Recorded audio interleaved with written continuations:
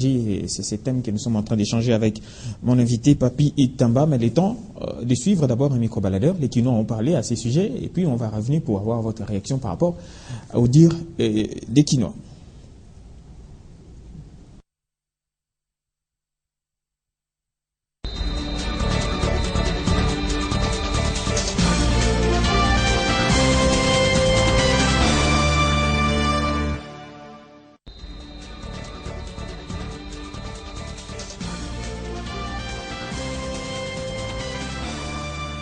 Sur le social congolais, je crois que c'est d'abord arranger le point de vue social en général. Et pour moi, je pense qu'il faudra mieux que l'État congolais puisse chercher à voir comment est-ce qu'il peut donner du travail, surtout aux jeunes gens. Je suis diplômé de l'IEC, mais ça fait vraiment tant d'années que je suis au chômage, si je peux le dire. Et aussi, il n'y a pas seulement moi, il y a même ceux qui ont terminé avant nous, qui sont toujours au chômage. Nous voyons également le nombre de chèques s'accroître. Je crois que ça aussi, c'est quelque part parce qu'il y a un manque à faire. Si au moins on essayait à donner tous ces jeunes du travail, je crois que ça va arranger les choses. Et toujours par rapport au social, aujourd'hui les peuples congolais pleurent par rapport au ventre. Il faudra nourrir les gens. Et pour vraiment bien nourrir le peuple congolais, il faut penser à l'agriculture. Nous avons beaucoup de l'espace vert dans tout l'étendue de la République démocratique du Congo. Je crois qu'il faudra que l'on essaye de mettre tout en œuvre de manière à ce qu'on puisse exploiter, donc faire des champs. On a la possibilité de cultiver le maïs, l'arachide et pourquoi pas même devenir premier producteur d'un produit, je ne sais lequel. Mais je crois que nous avons les potentiels et la capacité de le faire. Si l'État peut vraiment se mettre en œuvre pour pouvoir donner la possibilité à tous ces jeunes, engager les gens au champ, je crois que le peuple congolais ne refuse pas le travail. Nous sommes prêts à travailler pour pouvoir remonter notre pays à l'échelle mondiale. Bon, pour moi, il faut d'abord commencer pour le travail. D'abord, il faut entendre pas ce qu'on n'entend pas social, hein. Mais je vois là, il faut que les gens d'abord soient bien payés pour qu'ils s'occupent des études des enfants, qu'ils nourrissent bien les enfants, hein? Que les gens soient à l'aise. Le grand problème, c'est qu'on doit chercher à ce qu'il y ait beaucoup de recettes dans les caisses de l'État. Les gens doivent payer les impôts. Par exemple, comme on vient d'instaurer la TVA, il faut que l'État suive. Et qu'il n'y ait pas des gens qui soutiennent des gens qui ne veulent pas payer. Il faut que tout le monde paye pour qu'il y ait beaucoup de recettes.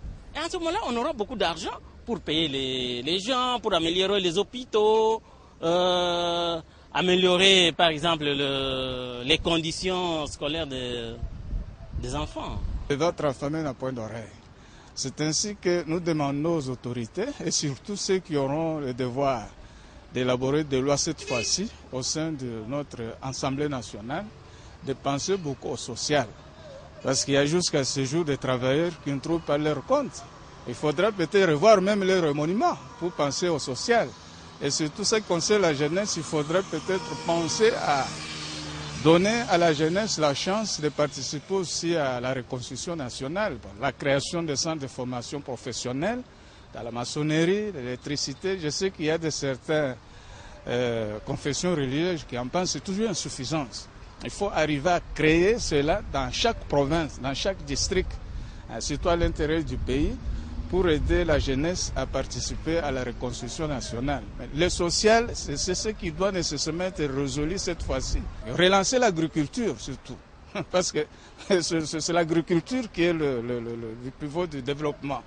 Alors, nous avons plusieurs espaces qu'il faut cultiver, penser à rendre nos espaces beaucoup plus rentables et surtout, à ce qui concerne les agriculteurs, ils doivent s'organiser. Nous devons avoir de plus grands producteurs de bananes, de plus grands producteurs des ignames, de plus grands producteurs des arachides, de plus grands producteurs de riz. Hein? Bon, jusque-là, on n'a pas encore vu une politique nationale de développement sur le plan agricole. C'est ce que le gouvernement doit penser là-dessus. Le social en matière de salaire. Hein? Bon, je pense que d'après ce que le gouvernement essaie un peu de... Il a promis tout à l'heure que le huissier pourra arriver peut-être à 200, 250. Bien sûr, ça peut toujours aider. Honnêtement, le gouvernement doit savoir que pour avoir 50 francs ou 100 francs, il faut qu'il y ait des sociétés. Il faut des emplois. Si la personne n'a pas les 10 francs là, il n'aura pas le temps d'aller pour acheter. Donc il faut qu'il y ait de l'argent, la société, pour que les Congolais se retrouvent sur la vie, sur les plans dans la vie sociale. Pour l'éducation, il faut des bons encadreurs comme des enseignants. Et on doit aussi penser aux enseignants pour l'avenir du Congo, notre pays.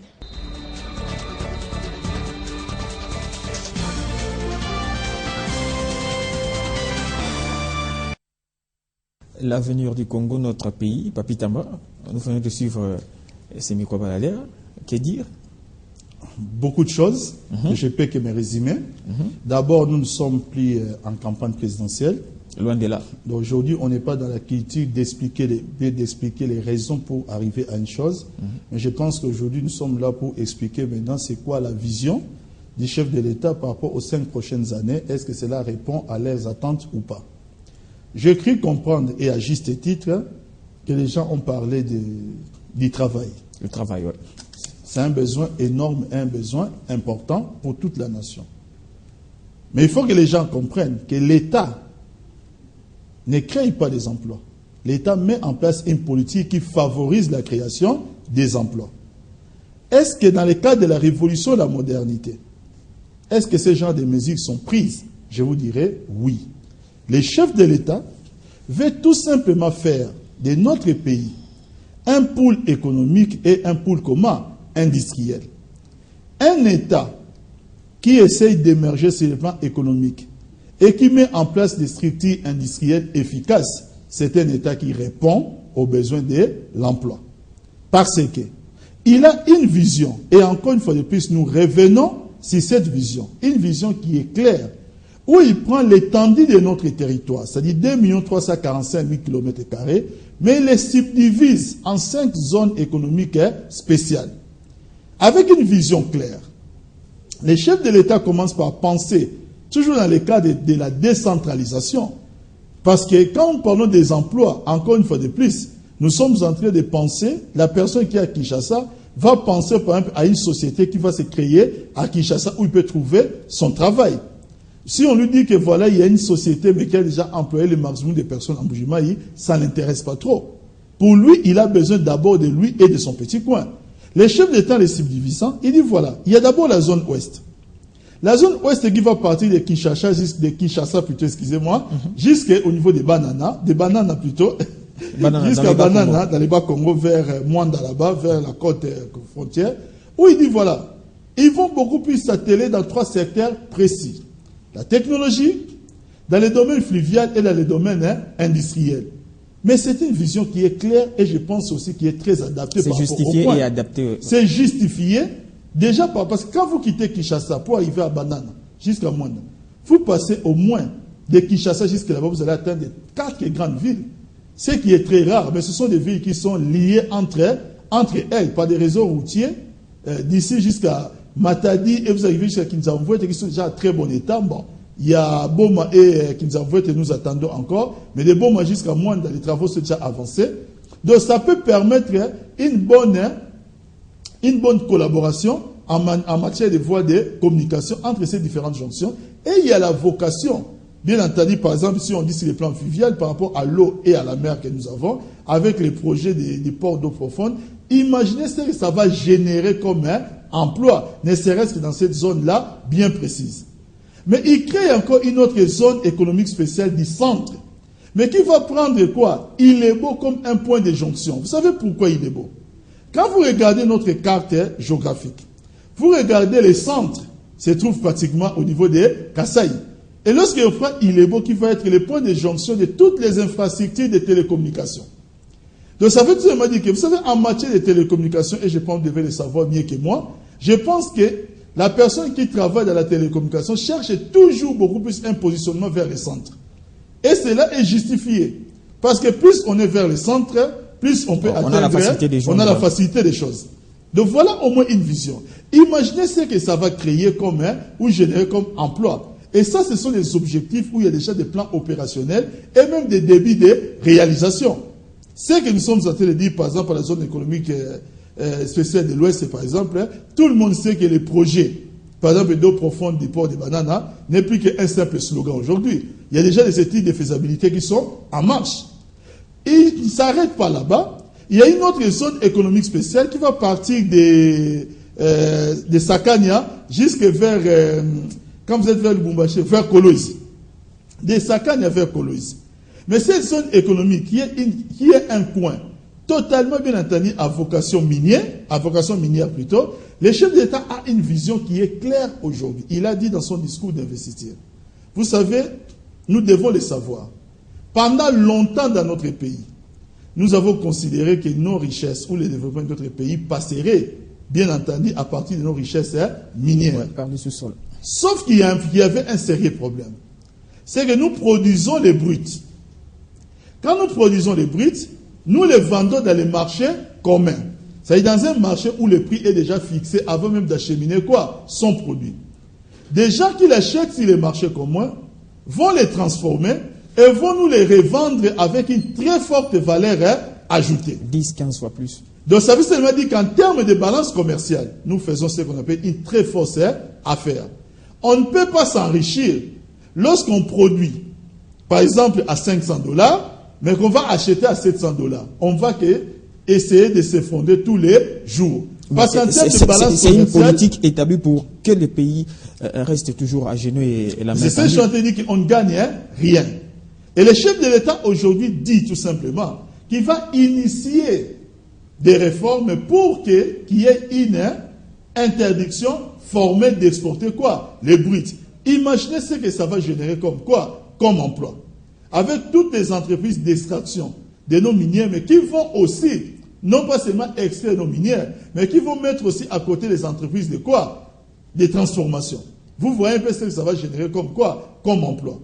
Il y a une autre zone économique spéciale, c'est la zone économique spéciale de l'Est, qui part de Bukavu, qui passe par Goma, Butembo et puis à Beni.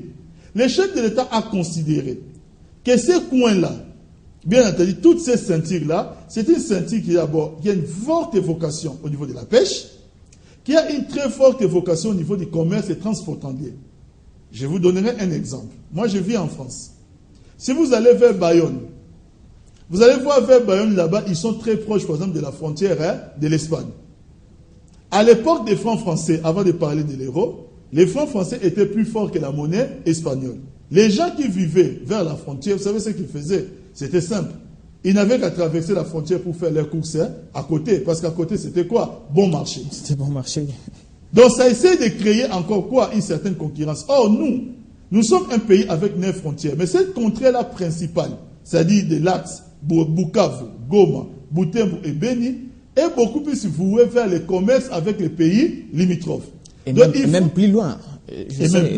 Voilà. Beni est pratiquement sur le plan commercial lié avec l'Afrique du Sud. Avec l'Afrique du Sud, comme vous le dire. On sait pratiquement chercher beaucoup de choses à Beni et les amener là-bas. Donc, ça veut seulement dire que si nous produisons bien et que nous avons bon marché, nous allons prendre même des recettes, mais qui vont venir des revenus des États étrangers à travers, bien entendu, leurs consommateurs, qui vont venir vers chez nous. Nous allons attiser quoi? La concurrence. Et en même temps, ce sont des gens qui travaillent avec une forte vocation agricole. Dans le cas de faire de notre Congo, par exemple, un grenier agricole, le chef de l'État a pensé même à un regroupement.